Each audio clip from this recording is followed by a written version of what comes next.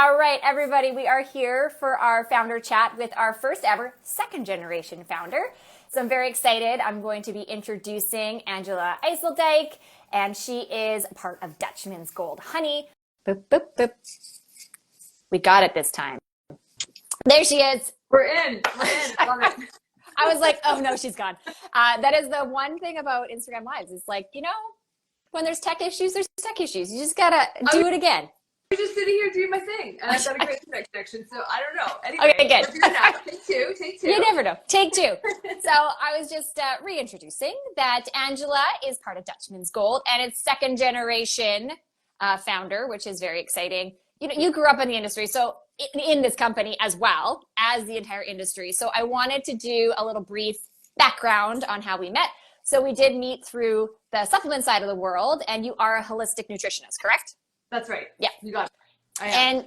And Angela worked with my mom, Lorna Vanderhaeghe, and then we also worked together in Lorna Vanderhaeghe Health Solutions, now known as Smart Solutions. Yeah. So we our knowledge of each other goes back quite far, but of course our followers do not know. So I wanted to hand the floor over to you to tell us a little bit about Dutchman's Gold and of course about yourself. I love it.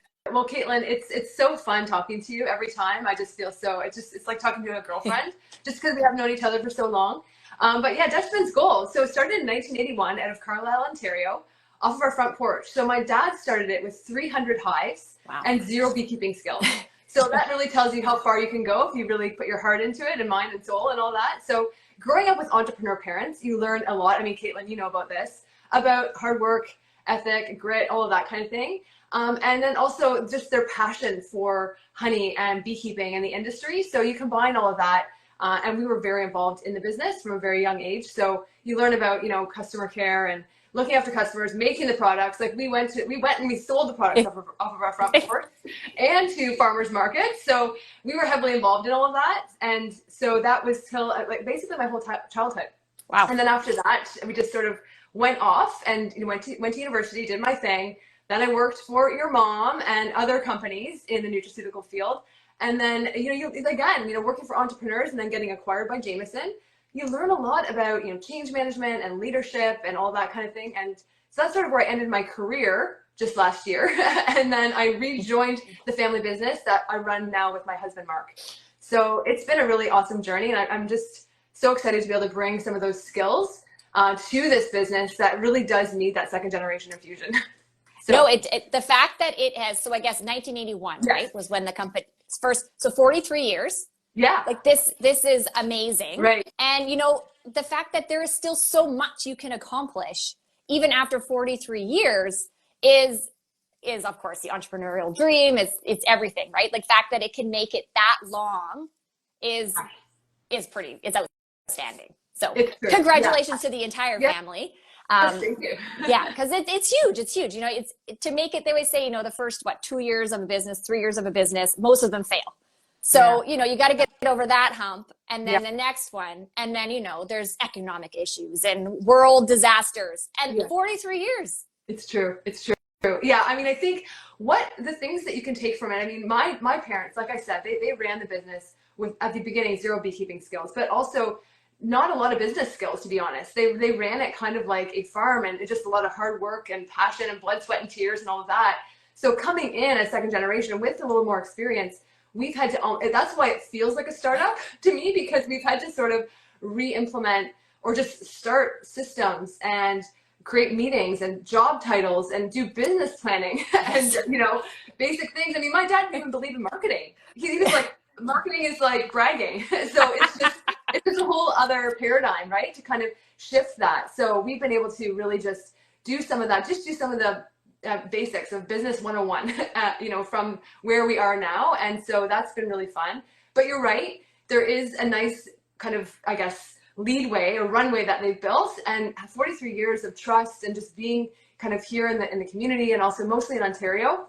We have a lot of our customers still that are big customers now that have been with us since the early 80s and 90s. So that's been really special. So we've kind of grown with the industry, but now we get that second generation energy and experience coming in.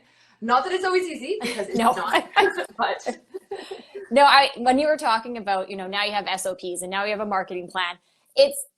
it's a different, when you small business and family run business, you normally, everyone's doing everything, tight knit, and you kind of, all hands on deck. But as soon as you start breaking down everyone's roles and figuring out what you need to do, it's a lot. It's a lot to restructure, to focus your energy on a certain area, no matter how big or small or how old the company is. It's a lot. It is. And you're right. I mean, wearing multiple hats, you know all about that.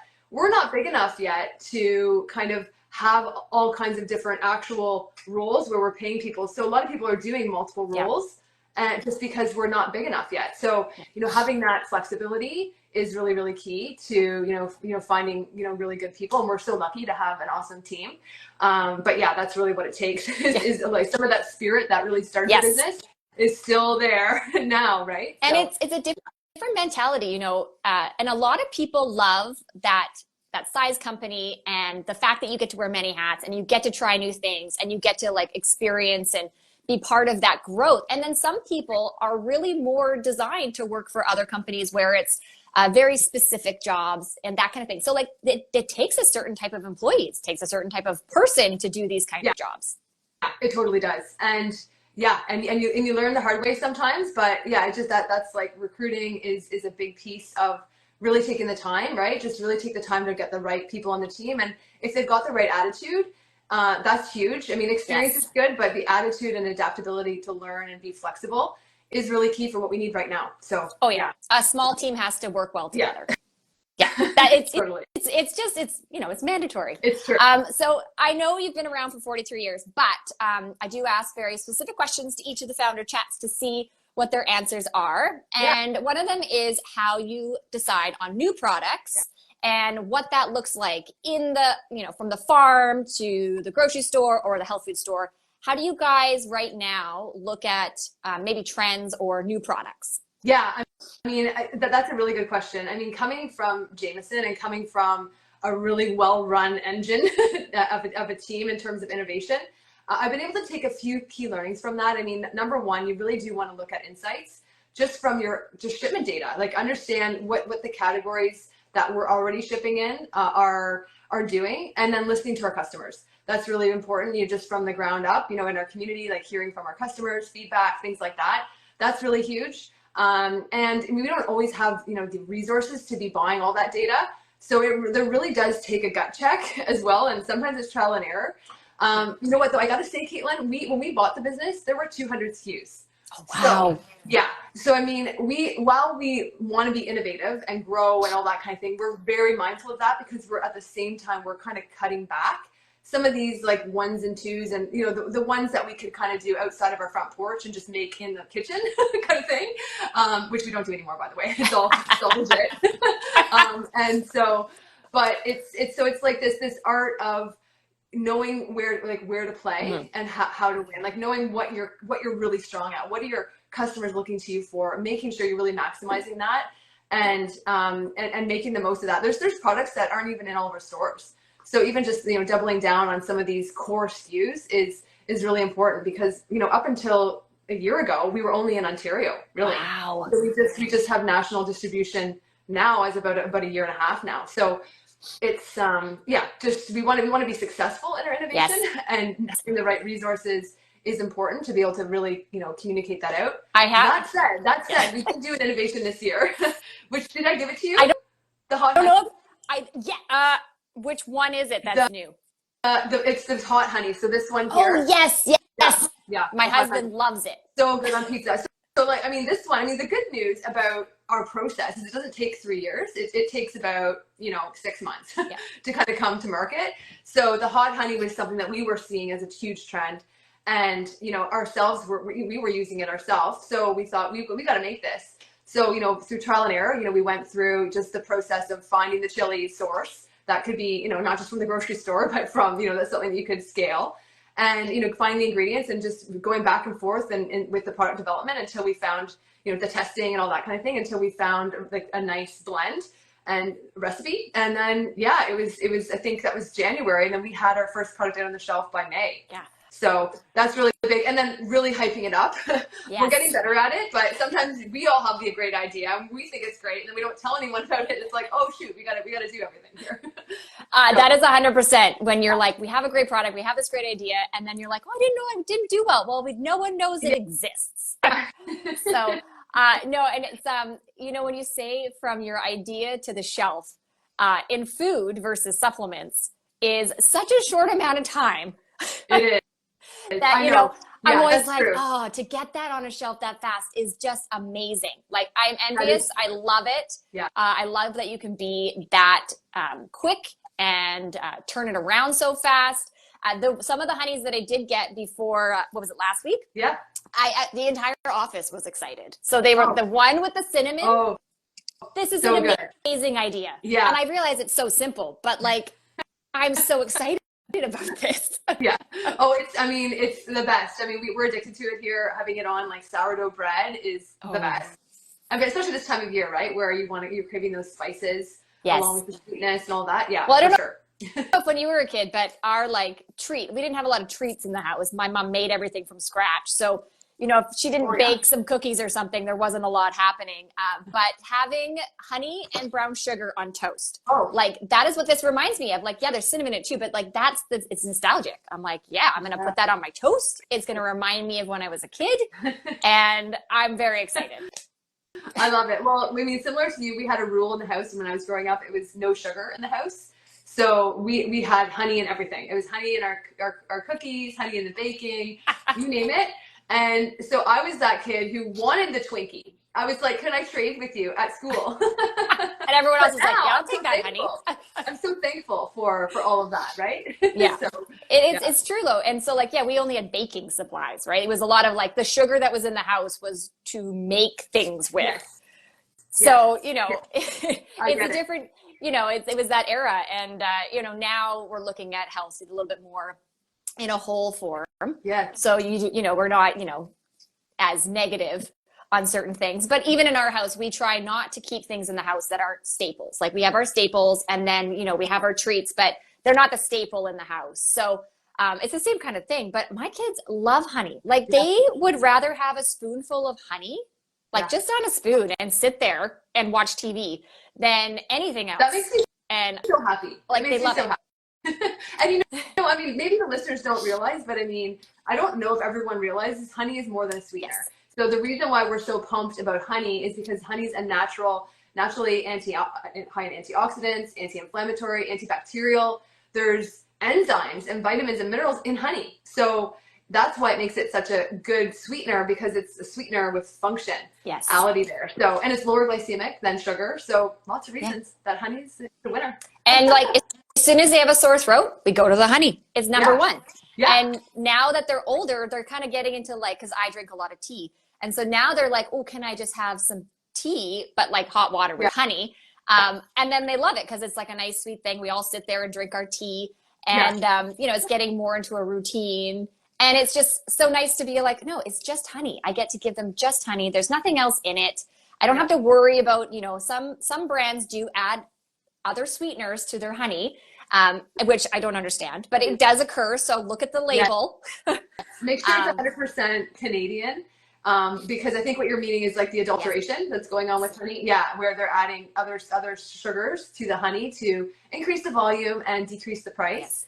And it's really too bad. I mean, luckily in Canada, we were right on top in terms of the best, like in terms of the least adulterated. But it's mostly the offshore honey that is suspect, I should say. But not all of it is, just some of it. But yeah. It's also hard to know. Like if you're not knowing what to look for on that label, you're not going to turn it around and go, oh, actually, this isn't Canadian honey. Oh, this isn't organic, not organic. Yes.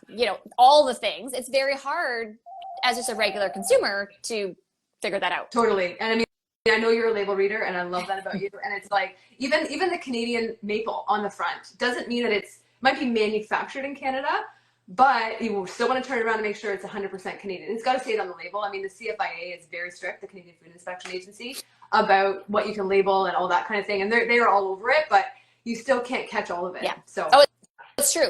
And so with supplements, most ingredients, of course, if you're getting the original ingredient, It's not from Canada because it wouldn't be. They're not naturally grown here. No. So we only can say we're a Canadian company because that's what we are. Even if we manufacture in Canada, you manufacture in Canada, but the ingredients come from all over the world where they're naturally grown, where they're supposed to be grown. Yes. And then, of course, we manufacture here. So it's, you really have to pay attention to that. Whereas other countries, if you bring those ingredients into the country and make it there, they can say it's a product of that country. Which we cannot say here. No. So every country has a little bit different rules of what they can say. But Canada is very strict. Like you have to have the ingredients come from Canada, manufactured in Canada to be a product of Canada. Okay. Yeah. I didn't realize that about the other countries. That's interesting. Yeah, every country is just a little bit different. They have a little bit different rules. But especially for supplements, it's very interesting what you can then make a product of the US when it's not really, they weren't grown in the States. Yeah. Well, so you have to get Sorry. I don't know. I was going to let you go. Oh no, it's similar with bee pollen and propolis. I mean, propolis, there's not very much available in Canada. So same thing with some of our supplements too. And even just like the bee pollen, for example, really can't get a lot from Canada. We get whatever we can from Canada first always, but yeah, it's just not as mature of a cultivation market in Canada. That's very you've got interesting countries and make other partnerships for those ingredients. So I do want to ask questions about the bees. I know you are also part of the Save the Bees project. I've seen you talk a lot about the health of our bees, the future of our bees. And I also want to know on the farm now, because obviously it's a bigger farm, are all your beehives on your farm? Oh yeah, no. There's no way we could do that. I mean, my dad, like I mentioned, started with 300 hives. At his peak, he had 2,000. Wow. And he's been involved in training a lot of beekeepers that are now in Ontario and in Canada. So yeah, I mean, no, the way beekeepers work is they will move the hives to different farms because bees are responsible for pollinating a third of the food that we eat. Wow. And so farmers will actually rent bees because better crop yield when there's bees on it. So we want to make sure it's all very much a cycle. With very much an ecosystem for the bees. So yeah, they're all across Ontario and even in Canada, the hives, and we work with beekeeper partners. So that's how we do it. And so we buy the honey from them and then we process basically. So that's how we do it. That's very interesting. I didn't know people rented beehives for their farms. Yes. I'm like very intrigued by this now. So do they... I'm going to ask a question. Yeah. Do they move them like seasonally? Like also, would the honey be different based on the crops that they're part of? 100%. Caitlin, you got it. So the color, the taste, the aroma, the texture, maybe not the texture, but the aroma, the color will differ based on the season and the region. Wow. So we've just been able to work with various beekeepers over the years, and that's the benefit of time as well, because some of these beekeepers we've been working with since the beginning, and so they yield a certain type of honey. So we have our summer blossom honey, which is more from the early summer blossoms, really, and including clover and things like that. And then the wildflower is like the late summer, and it's a little bit more the asters and the goldenrod and some of the ones that are in Ontario here. And then the buckwheat is very specific to the buckwheat flower. So bees, just so you know, I mean, you might think bees fly everywhere, but no, they like to stick to their hive wherever their queen is. And so they only fly about a 2-kilometer radius from where the hive is.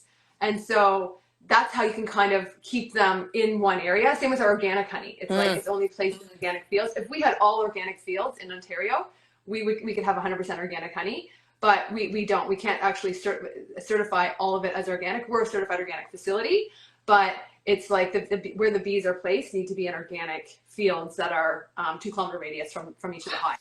So yeah, I was like, I've learned something new. I never even thought about that until this moment when I was like, oh, I guess that the crop matters. And also I'm thinking of like the wildflower honey that I have next to me I was like, oh, maybe it's just infused with wildflowers. I have no idea, but it sounds amazing and I'm excited about it. I love it. Yeah, it's like a little bit strong. I love it in tea. It's my favorite one for tea because it's just got a little bit more of a floral flavor to it. So yeah. Wow. Yeah. I'm just being educated all over right now. I'm very excited. Awesome. All right. So one of them is over the last, it could have been last 20 years, your career, anything, or recently, have you been part of a program or been mentored by either a group or an individual that you found to be valuable to share with the group? Yeah, I mean, oh wow, that's a really good question actually. I didn't think about that one as much before, but now that I'm thinking of it now, mentorship is so important as both a mentor and a mentee. I mean, I've had opportunities to be mentored. Your mom was one of them, and she was really the one who stands out over all these years because I'm not a public speaker person. Like it's not my strong suit, right? And so she kind of helped encourage me to do that just through her own mentorship and encouragement over the years. But then over the years, it gets easier, and then you're able to help someone with something. So it kind of ends up becoming a circle. So I've had a couple of really awesome mentors over the years, and I've also had the opportunity and an honor to be a mentor as well. But recently, like just from after joining the business, I have found that smaller company, having a community is really important. I mean, reaching out to people like you is huge. Being a part of LinkedIn has been a huge thing as well. Yes. There's just a lot of people out there. There's a lot of really great founders out there that you can really connect with. CH is also a great time that you can really connect with other peers. I think it's important to have a community and people that have your back. No matter what you do, really, it's, surround yourself with people that are uplifting you and encouraging you, because life is short, and, you don't want to be brought down, and it's hard enough as it is just being human. So you might as well, if you can help lift each other up and be a part of that, then it just makes it better. So, and specifically, I mean, with them, like Women in Food Manufacturing, I've just joined that group. It's been really great. I love what you're doing. I think it's really awesome what you're doing, Caitlyn. I think, you've got that women empowerment thing going on, and I love that. And yeah, I mean, every time I talk to you, I feel awesome. So you're doing something right. Well, thank you. With that. Yeah, it's good. So I hope that answers your question. It totally, but yeah, it does. It does, because as soon as you said community, you're right. It doesn't actually matter, mentee, mentor, program here, program there. It's about the people that you associate with, your community. Yeah. The ones that will say your name in a room when you're not there, because that's huge, because it happens all the time. If you get a good deal on something, or if you find, like, let's say a trade show or something, or you find a group that's going to help in some way, just letting someone know that it is occurring so that they can save some money, or that they know what's happening. It's the small things. I have a friend who has had a really great order that they got to send out from their warehouse. And I got a text message saying, 3 pallets gone. It's so exciting, especially when you're in a small business and, you see a pallet leave your warehouse. Some people are like, oh, it's a pallet. No, that's huge. That is huge. Yeah. That's huge. It's amazing. And so, it's nice to have people that also know somewhat of the industry, or, the community, that know how exciting those small wins are. Because if you're not part of it, you don't know. It's true. I know. And they celebrate with you. Yeah. Because they do. Yeah. It's so good. Yeah. And I know I said this on a different founder chat, but liking things and posting things and following people's stories. It's all marketing, and it's all free marketing, and we're all supporting each other to our goals easily. Like, it's such an easy thing. It is. It's so easy to do that. And I mean, and you never know the impact that you'll have on someone just by giving them that support. And you don't have to get it back. Yeah. It's like, you just do that because you want to be supportive, and when you're supportive, you will get that support back somehow. It might not be from that person, but you'll get it back. It's true. Oh yeah, it all comes full circle. I know there's a few people I follow on Instagram, and they follow me back, and every once in a while I'll see like 17 likes, and it's they've gone in and they're like, oh yeah. I'm like, thank you very much. Thank you for helping my algorithm. I appreciate you. And because it's the small things that they all count. And totally, it does. Maybe they have a friend who didn't know about my product that now knows about my product, and they have 5 more friends. So it's all the little steps to build your own community. As well. It's true. It's so true. Yeah, I love it all. It's my favorite thing for all of us smaller businesses. That's, we have to create that network ourselves. Totally, we do. Okay, so I have 2 more questions for you. Okay. One of them is, even though, you are now second generation, do you have your eyes on a specific store, specific chain, or sales channel? That was a hard one to say. That you are looking for next, that maybe through saying it out loud here, that we might get some traction? Oh, well, we definitely want to grow in the West. I mean, like Save on Foods, London Drugs. These are a couple that are on my mind. Safeway. Yep. Just, I mean, we are strong in Ontario. We want to continue to grow, but Canada, we want to focus on Canada right now. We have a bit of a foothold in the US, but we're really wanting to just grow where we're planted. In our own country, we've got a great story to tell. And so, yeah, the West is where we want to grow, a little bit in the East as well, but we've got our eyes on the West. Yeah. I was like, BC needs you. So yes. I'm like, I am obviously a full supporter of this. And also your direct consumer website. Yes. Do you ship across the country?